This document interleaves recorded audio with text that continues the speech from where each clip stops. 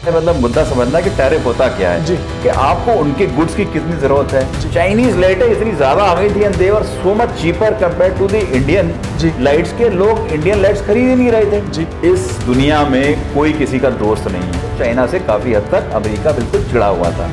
All over the world जो है थोड़ा सा मतलब इक्वेशंस बदली होती जा रही है। तो अच्छे नॉन स्पीकर बोलते हैं कि पाकिस्तान की न्यूक्लियर साइट्स हिट हुई हैं। Greetings to all our viewers और आपका सभी का स्वागत है हमारे अपने पॉडकास्ट हमारा देश यानी कि हमारा इंडिया में। और आपका तारुफ कराते हैं ब्रिगेडियर तनुम मदान साहब से। Thank you Manish ji. तो सर, जैसा कि हर बार हम एक मुद्दा लेके आते हैं और इस बार भी एक मुद्दा है। जी। तो सभी जानते हैं कि इस टाइम टैरिफ की वॉर चल रही है और जैसा कि बीइंग अमेरिका हमारा एक बड़ा अच्छा एक देश था, दोस्त देश था, उसके बाद भी वो एक के बाद एक कर हम पे लगाए जा रहे हैं। हाँ। तो सर, सबसे पहले मैं जानना चाहूंगा और आज की बिल्कुल ऑलमोस्ट टॉप मोस्ट न्यूज़ है जैसे ये। तो सर, क्या कहते हैं आप इस कर के बारे में? आप थोड़ा जानकारी हमारे व्यूअर्स को देखिए, पहले छोटी सी मतलब ये एक जो आम व्यूअर्स हैं जिनके इतनी जानकारी नहीं है, बाकी तो बहुत सारे इकोनॉमिस्ट वगैरह हैं या people who are dealing in trade, उनकी जानकारी ज्यादा होगी। लेकिन एक बहुत चीज जो है मतलब मुद्दा समझना कि टैरिफ होता क्या है। जब उनके गुड्स हमारे में आते हैं, हमारी कंट्री में, या हमारे गुड्स उनकी कंट्री में जाते हैं, तो कई कंट्री आपस में टैरिफ लगाती है, कई कंट्रियां नहीं भी लगाती हैं ना। इट डिपेंड्स कि क्या कारण है आपका टैरिफ लगाने का। ठीक है ना, उसमें भी हम बाद में आएंगे। तो ये बेसिक चीज है। अच्छा, दूसरा क्या है कि एक आम आदमी सोचेगा कि जितना वो लगा रहे उतना हमको लगाना चाहिए, लेकिन ऐसा होता नहीं। बेसिकली इसका रीजन क्या है कि आपको उनके गुड्स की कितनी जरूरत है, वो उनके गुड्स आपकी इकोनॉमी को किस तरीके से प्रभावित कर रहे हैं या डिस्टर्ब कर रहे हैं या बढ़ा रहे हैं।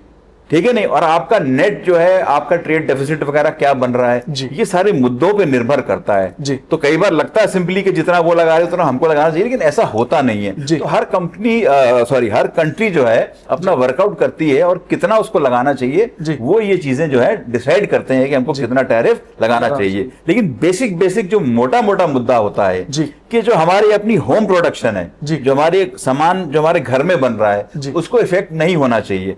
लाइक फॉर एग्जांपल, जैसे बहुत सारे Chinese goods which were cheaper जो हमारे देश में आने लग गए। उदाहरण ले रहा हूं, जैसे अभी आ रही दिवाली वगैरह आ रही है ना, तो एक चीज का जैसे लाइट्स वगैरह हम लेते हैं, लड़ियां जैसे, तो मतलब चाइनीज लाइटें इतनी ज्यादा आ गई थी and they were so much cheaper compared to the Indian lights के लोग इंडियन लाइट्स खरीद ही नहीं रहे थे। You understand? तो क्या जो हमारे इंडियन मैन्युफैक्चरर्स हैं वो इफेक्ट हो जाते हैं, फिर उनका माल नहीं बिकता। तो उस चीज को लेवल करने के लिए गवर्नमेंट जो है कुछ टैरिफ लगा देता है कि एक पावर बन जाए, मतलब बैलेंस बन जाए कि चलिए मानिए उनकी लड़ाई अगर आ रही है 90 रुपए की, टैरिफ लगाने के बाद 100 की कर दी, तो हमारी भी अगर 100 की बन रही है तो आसपास then one can choose and decide भाई कि कौन सी लेनी है। ऐसा नहीं हो कि अगली कंट्री आपके ऊपर माल डंप करती रहे और आपका अपना सामान बिके ना। तो ये एक मोटी सी बात है जो टैरिफ लोग लगाते हैं। जी सर। तो सर, आपसे ये पूछना चाहूंगा कि अमेरिका ने एकदम से हमारे पर इतना टैरिफ क्यों लगा दिया, जबकि हमारे तो उससे अच्छे दोस्ताना संबंध थे और अभी तक तो सब बढ़िया चल रहा था। देखिए, ऐसी बात है मनीष जी, इस दुनिया में कोई किसी का दोस्त नहीं है। जब अपना सेल्फिश इंटरेस्ट आता है ना, तो हर आदमी सोचता है कि मेरे को क्या करना है, और ये समीकरण बदली होते रहते हैं दुनिया में। See, there was a time America needed India or still needs India to counterbalance a lot of countries in the neighborhood in the Asia, like China। ये पाकिस्तान को भी उनका if I may say so, उनकी मजबूरी थी पाकिस्तान को समेटना। ठीक है, नहीं तो इसलिए इंडिया की तरफ आ रहे थे। और जो कुछ भी हुआ पोस्ट कोरोना वगैरह, तो चाइना से काफी हद तक अमेरिका बिल्कुल चिड़ा हुआ था। लेकिन अब मोटी बात यह है कि जब से ये रशिया यूक्रेन वॉर लगा है, ठीक है नहीं, तो उसके बाद से अमेरिका काफी खलबलाया हुआ है। उनको काफी बेचैनी सी हो रही है। अब बेचैनी क्या हो रही है?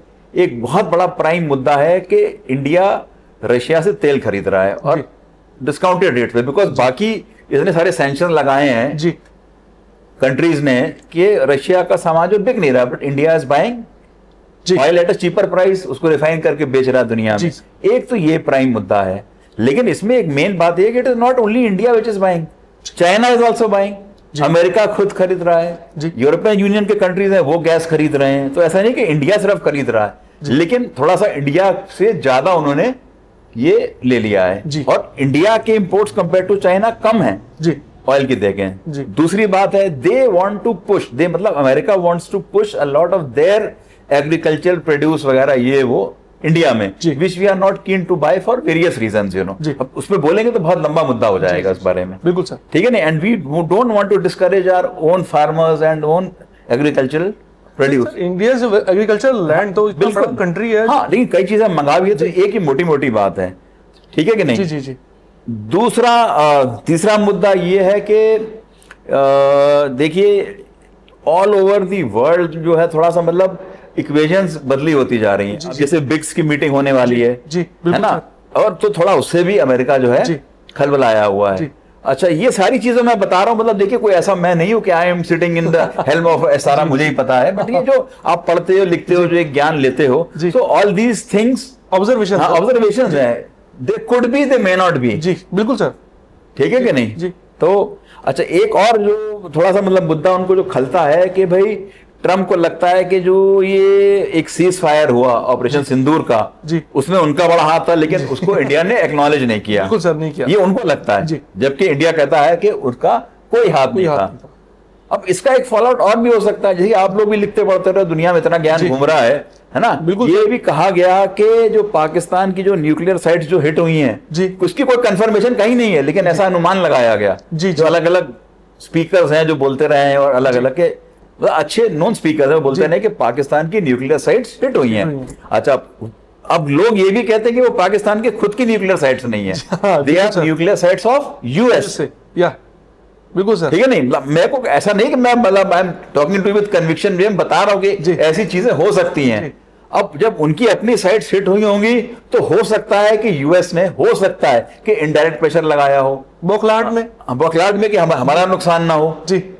ठीक है कि नहीं? और इंडिया हैज डेफिनेटली ऑब्लाइज जी, बिल्कुल सर। लेकिन अब यूएस ने डायरेक्टली नहीं बोला है, तो इंडिया को क्या मालूम किसने बोला है किसने नहीं बोला है। तो इंडिया डज नॉट एक्नॉलेज, बोलो तो हमारी डायरेक्ट बात हुई है हमारे अपने डीजीएमओस के बीच में, एंड वी डिसाइडेड, ठीक है, जो भी अब जो ऊपर बैठे उन्होंने भी निर्णय को सोच समझ के लिया होगा ना। तो ये जो उनकी बौखलाहट है ना, ये कहीं ना कहीं यूएसए की जो है दिख रही है जी। अच्छा, एक बहुत बड़ी बात आप मेरे को याद कराते हैं कि आपने भी सुना होगा कि Trump is sweating for the Nobel Peace Prize। हाँ एग्जैक्टली सर, सब जगह शांति की चक्कर में लगा हुआ है वो। अब वो कह रहे हैं भाई इन्होंने इतने वॉर बंद करा है, तो मैं तो यहाँ चाहे उसको गुड ह्यूमर में बोलना चाहूंगा, भाई ये भी तो एक बार ले लो संज्ञान कि कितने वॉर उनके कारण चालू हुए जी। बिल्कुल सर, वो भी तो ले लो ना, जब आप आंकलन कर रहे हो तो आंकलन पूरा करो ना फिर। तब ये नहीं कि खाली इतने बंद करा दिए, कितने चालू हुए जी। बिल्कुल सर, अभी भी उनके जो लेटेस्ट एफर्ट्स थे ये अपना रशिया यूक्रेन वॉर को समाप्त करने के, वो हुए नहीं हुए सर, है ना। तो all over the world if you देखो जितने भी लड़ाई झगड़े चल रहे हैं, कहीं ना कहीं यूएस का इंटरफेरेंस होता ही है सर, उसमें है, पाया गया है। हाँ। अच्छा सर, अब से एक और सवाल पूछूंगा कि सुनने में जैसा कई चीजें आती हैं और ये भी आ रहा है कि अमेरिका खुद इस टाइम बड़े कर्ज के प्रभाव में, डेब्ट के प्रभाव में है, या फिर ऐसा कुछ है क्या? देखिए मैंने आपको पहले बताया, नहीं it's a fact, these are known figures all around the world, this figures are known, but would not like to raise those figures. लेकिन ऐसा है, देखिए मैंने आपको अभी बताया ना कि अमेरिका खुद इतनी जगह इन्वॉल्व है जी वॉर्स में, जैसे आपने बताया Russia Ukraine, Israel Hamas, Taiwan के चक्कर में, अफगानिस्तान में बहुत देर तक इन्वॉल्व रहा, तो it has been a drain on their economy also जी सर। अच्छा, अब इसमें बहुत बड़ा चीज है, कहीं ये मुद्दा उठ रहा था, पता नहीं, मैं आई कांट से कि मैं कहीं हद तक सच हूं, बट कोई और भी बोल रहा था कि does it suit US to devalue the currency, US की करेंसी डिवैल्यू हो जाए, उनको सूट कर रहा है जी। कैसे? अब पता नहीं, ये सच है नहीं, मैं वैसे बता रहा हूं। अब मैं एक बड़ा सिंपल सा जो हमारे व्यूअर्स हैं उनके उदाहरण ले रहा हूं, क्योंकि not every viewer is know knowing about economy and all that. मानिए आज की डेट में अगर यूएस ने $100 का कर्ज लिया हुआ है जी, ठीक है कि नहीं जी, और वो मानिए $100 का कर्ज उन्होंने चाइना से भी कर्ज लिया हुआ है वैसे यूएस ने जी, है ना। तो उन्होंने $100 का कर्ज जो है वो चाइना से लिया हुआ है जी, ठीक है नहीं। अब वो उसको रिपे करेगा डॉलर में ही जी ऑफ कोर्स, डॉलर में लिया है, डॉलर में पे करेगा। मानिए हाइपोथेटिकली आई डोंट नो कितना एग्जैक्ट अमाउंट है, मानिए आज $1 जो है वो 10 युआन के बराबर है जी, ठीक है नहीं जी। तो $100 कितना हो गया? 1000 युआन। अब मानिए अमेरिका ने अपनी करेंसी डिवैल्यू करके आधी कर दी, हाफ कर दी कंपेयर टू तो युआन। कमाल ही हो जाएगा। सुनो ना, तो क्या हो गया, उसने उसको $100 तो दे दिए जी चाइना को वापस जी। लेकिन चाइना की इफेक्टिव करेंसी क्या हो गई, 500 युआन। वो 1000 युआन से जाएगा सर। तो मतलब आपने, हम तो मरे हैं सनम, तुमको भी ले डूबेंगे। बिल्कुल सर। यू अंडरस्टैंड, उनकी करेंसी का भी इतना उन्होंने भट्टा बिठा दिया। जी भाई करेंसी में क्या डिवैल्यू हो, आप उसको प्रिंट करो ढेर सारी करेंसी, लेकिन सर ये तो तभी होगा ना जब डॉलर डाउन होगा। कोई मतलब ये सुनने में कहीं ऐसा, आई मीन मैंने पहले कहा I may not be correct, जी जी it may sound you know odd to people, but ऐसा भी कहीं सुनने में आया था बिल्कुल सर कि इस तरीके से सर भी हो सकता है, बिल्कुल हो सकता है कि भाई चलो ठीक, हमें तो देना ही है, हमने करेंसी प्रिंट करी और आपके सर पे मर दी हमने, ले हो, लेकिन आपकी उस करेंसी की वैल्यू जब हमने आपसे ली थी तब आपकी 1000 युआन के बराबर थी। आज आपकी करेंसी जो है 500 युआन के बराबर रह गई। जी जी जी बिल्कुल सर। एक एग्जांपल में होता है हाइपोथेटिकली, तो this could be one of the reasons. जी अच्छा, सेकेंडली क्या है कि देखिए बाकी जितने भी कंट्रीज हैं वो भी बहुत परेशान से हो गए हैं, and many countries have started trading amongst their own currency, और rupee has become stronger in that जी manner. Many countries are accepting a rupee, you know. जी अब जैसे बताया ब्रिक्स वगैरह की alternate currency means are being जी short, तो ये भी एक खलबली का कारण जो है, यूएस परेशान हो रहा है कि जो उनका वर्चस्व था, जो डोमिनेंस था, वो कम, world trade, world power, world economy, ये सब धीरे धीरे, ऑफ कोर्स सर डॉलर को तो वर्ल्ड रुपी मानते थे, तो बिल्कुल आप कहीं भी जाओ करेंसी थी, आप कहीं भी ट्रैवल करो, यू ऑलवेज कैरी डॉलर्स। जी जी जी भाई most of the time. Euros भी बाद में बना है ना, डॉलर्स का तो डॉलर तो कहीं भी एटलीस्ट आपको मानता है कि डॉलर से आई एम सेफ, मेरे पास डॉलर है, चल तो जाएगा कहीं ना कहीं, थोड़ा बहुत मतलब उसका हो सकता है रेट सही ना मिले, लेकिन चलेगा जरूर। Whereas on the contrary other currencies nobody may accept. जी बिल्कुल सर। तो ये 2-4 कारण जो हैं, एक मतलब मैंने कहा all this things are a big game. हम लोग तो मतलब एक आम अनुमान लगाते हैं, जो कंट्रियां बैठी हैं, जो बड़े बड़े बैठे हैं, कहते हैं कि अब हम तो आम आदमी तो शतरंज का मोहरा है। हाँ बिल्कुल, तो बड़े बड़े लोग जो चला रहे हैं वो तो we are being played around, ठीक है कि नहीं। और मतलब अगर उन्होंने इतना टैरिफ लगाया तो इंडियन सामान इतना महंगा हो जाएगा कि उनके जो सिटीजन हैं उनको भी नुकसान होगा। बिल्कुल सर होगा, ठीक है नहीं, तो वो नहीं इतना सामान नहीं खरीद पाएंगे जब सामान महंगा होगा। तो बहुत सारी चीजें हैं, अब देखिए क्या होता है। मतलब हम तो ये कहेंगे सद्बुद्धि सबको मिले और ये सब चीजें प्रिवेल हो। अच्छा सर, जैसा कि जब ये सब होगा कि टैरिफ लग गया और ऑफ कोर्स हमको जब दूसरी जगह देश में सामान पहुंचाना है उसके ऊपर टैक्स लगेगा, ज्यादा टैक्स लगेगा, जो हम पहले पे कर रहे थे उससे ज्यादा लगेगा, तो ऑफ कोर्स चीजें महंगी होंगी और उससे हमारा भी सामान कम बिकेगा, बिल्कुल इकोनॉमी में भी बिल्कुल नीचे आएगी, बिल्कुल नीचे आएगी। There will be no takers for our stuff. मानिए कोई लेदर यूनिट आज 50 करोड़ का सामान एक्सपोर्ट कर रहा है जी, अब जब यूएस में सामान महंगा हो गया जी तो वो नहीं खरीद पाएंगे, उसकी एक्सपोर्ट 50 करोड़ से घट के हो सकता है 10 करोड़ आ जाए, 20 करोड़, तो उसका जो है 20-30 करोड़ का सामान जो नहीं बिक रहा है वो क्या करेगा, डेड स्टॉक हो जाएगा। नहीं डेड स्टॉक होगा, वो तो होगा ही होगा जी। इसके अलावा जॉब्स, इकोनॉमी, कैश फ्लो, आपका फॉरेन इनफ्लो, वो सारा चीज जो आपका सब कुछ सर चेन रिएक्शन है। हाँ, जितने भी हमारे एक्सपोर्ट्स हैं हम करते हैं टोटल, उसमें से almost I think 40% exports are to US, yes if I am correct, almost, और जितने almost about 40% exports are to the US, you know. तो वो अब उसका असर यहाँ भी पड़ेगा जी, और लोग सामान वहां नहीं खरीद पा रहे हैं। अच्छा, अब इसी का एक आपने एक अच्छा ये पॉइंट बताया। देखिए एक चीज और जो हमारे देश में अभी डिस्कशन चल रही है वो है जीएसटी की, अगर आपने देखा हो जी, कि मतलब चांसेस है कि जीएसटी के स्लैब्स कम किए जाएं। और उसका उसका एक कारण ये भी हो सकता है जी कि देखिए हमारी गवर्नमेंट भी बहुत स्ट्रांग है, कोई ऐसी बात नहीं, बड़े सोच समझ के डिसीजन लेती है जी, and we have not bowed down to the US pressure. We have the capability to sustain. जी, है ना। इसके ऊपर आप दोबारा याद कराना, मैं एक चीज बताऊंगा। ठीक सर। अच्छा, तो अब जीएसटी काउंसिल की मीटिंग होने वाली है जी, और ये फैसला होने जा रहा है कि कई चीजों पे जीएसटी स्लैब्स कम किए जाए। उसका भी हो सकता है इससे रिलेशन हो सकता है जी। क्यों? देखिए जब आपके गुड्स बन रहे हैं तो आप उसको दो तरीके से बेच सकते हैं, या तो आप एक्सपोर्ट बाकी कंट्रियों में बढ़ाएं जी, भाई यूएस नहीं खरीद रहा है, बाकी कंट्रीज हैं उनको हम दें, या हमारे जो मैन्युफैक्चरर है कोई डिस्काउंट देकर यहाँ सामान, या अपनी जो होम ग्रोन, जो अपनी अंदर की मार्केट है, ये सामान वहां आए, और वहां आए वहां लोग तब खरीदेंगे जब सामान थोड़ा सस्ता होगा जी। मैं उदाहरण ले रहा हूं एक टीवी का जी, मानिए टीवी पे आपका जीएसटी कम होकर के 8-10% रह जाता है, एग्जाम्पल बता रहा हूं, कहाँ 18%, कुछ फर्क पड़ेगा कि नहीं? मतलब हर प्रोडक्ट में 2-4-5-6 हजार का फर्क पड़ जाएगा, फर्क तो पड़ता ही है, फर्क पड़ेगा उससे जी। तो नेचुरली इस मार्केट में भी फिर अपनी इंटरनल मार्केट में भी आपकी डिमांड बढ़ेगी। जी। जो आदमी नहीं भी अफोर्ड करे, सस्ता हो गया, ले लो यार, ले लो यार। अच्छा, दूसरा चीज आप देखो, रिलेशन, हमारे भी फेस्टिवल का सीजन आने वाला है जी, मतलब this is a major time जब लोग सामान खरीदते हैं, बिल्कुल सर। और शगुन के तौर पे खरीदते हैं, नहीं भी चाहिए चल ले आ यार।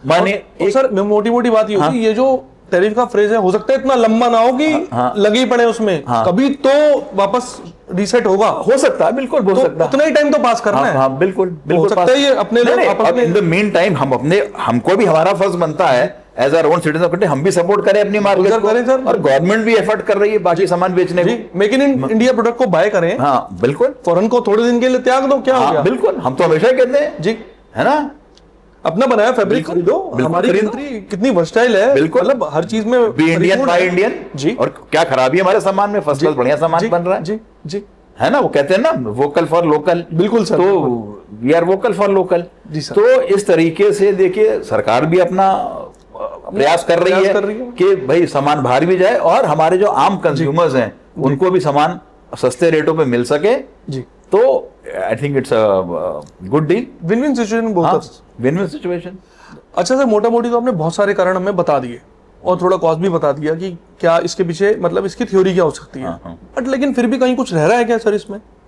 देखिए एक लास्ट चीज जो, और मनीष जी देखिए, India over the last 10 years has very fast grown as an economy जी, जो हमारा डिपेंडेंस था ना जी फॉरेन कंट्रीज पे, उसको हमने बहुत हद तक कम किया है, बहुत हद तक कम। मेक इन इंडिया को इतना प्रोत्साहन मिला है जी, और ये जो अभी पीछे जो हल्का फुल्का छुटपुट हुई है ऑपरेशन सिंदूर वाली भी, हमने दिखा दिया है कि भाई देखो हम बना सकते हैं, हमारी अपनी क्षमता है जी, और हम आपको मुंह तोड़ जवाब दे सकते हैं, ठीक है ना। इवन दी चाइनीज वेपनरी उन्होंने भी स्टडी किया है, कई लोग तो यहां तक ये कहते हैं कि चाइना ने ये वॉर रुकवाया है जी जब उन्होंने देखा कि उनके हथियारों की पिटाई हो रही है और उन्होंने हमारी सारी हो सकता है सर, और हमारी सारी एनालिसिस कर ली कि हमारे हथियार कैसे परफॉर्म कर रहे हैं, तो उनको डर लगा, उन्होंने पाकिस्तान को भैया रुक जाओ, अब तुम्हारी तो अच्छी खासी पिटाई हो जाएगी। सुनने में तो ऐसा आता था कभी पाकिस्तान पे अटैक हो तो चाइना भी आ जाएगा, वहां से ये हमला हो जाएगा, कोई ऐसा कुछ नहीं करेगा, हो सकता है ना, इसलिए ना आया। चलिए we are straight from the topic, but what I am saying, India is a very fast growing economy,